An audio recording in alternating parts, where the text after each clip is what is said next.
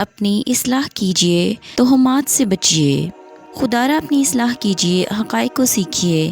اکثر خواتین نماز پڑھنے کے بعد اور اٹھنے سے پہلے جائے نماز کو ایک کونے سے موڑ دیتی ہیں۔ وہ ایسا کیوں کرتی ہیں؟ جب پوچھا جاتا ہے تو مرد عموماً کوئی معقول جواب نہیں دیتے، کہتے ہیں بس ایسے ہی عادت ہے، اور خواتین کا جواب اکثر وہی جواب ملا جو ہم اپنی نانیوں دادیوں سے سنتے آئے ہیں کہ جناب اگر کونا نہ موڑو تو شیطان نماز پڑھنے لگتا ہے۔ کتنی عجیب بات ہے نا! وہ شیطان جو ایک سجدہ کرنے کو تیار نہ ہوا، وہ بھلا اب کیوں نماز پڑھنے لگا؟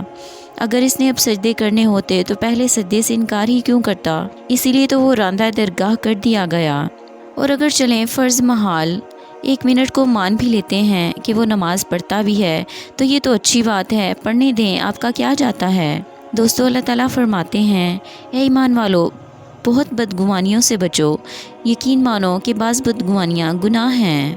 ایسی کتنی ہی سینہ بسینہ تہمات ہمارے آباء و اجداد سے چلتے چلتے ہم تک پہنچتی ہیں، جن میں سے کسی کو بھی تاریخ اسلام میں کوئی اہمیت حاصل نہیں ہے، لیکن افسوس ہے کہ وہ ہمارے مسلمان گھرانوں میں بڑی شدت سے اپنائی جاتی ہیں۔ مثلاً رات کو جھاڑو نہ دو، گھر خالی ہو جائے گا، کینچی خالی نہ چلاؤ، جھگڑا ہوگا، خالی جھولا نہ جھلاؤ، بچہ نہیں ہوگا یا نو مولود بچے کو نقصان ہوگا، جھاڑو سے نہ مارو، سوکھے کی بیماری ہو جائے گی، چوکھٹ پر بیٹھ کر کھانا نہ کھاؤ، مقروض ہو جاؤ گے، وغیرہ وغیرہ۔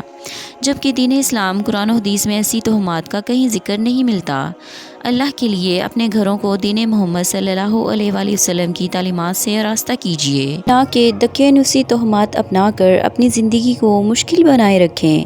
خدارا اپنی اصلاح کیجیے، دین سیکھیے۔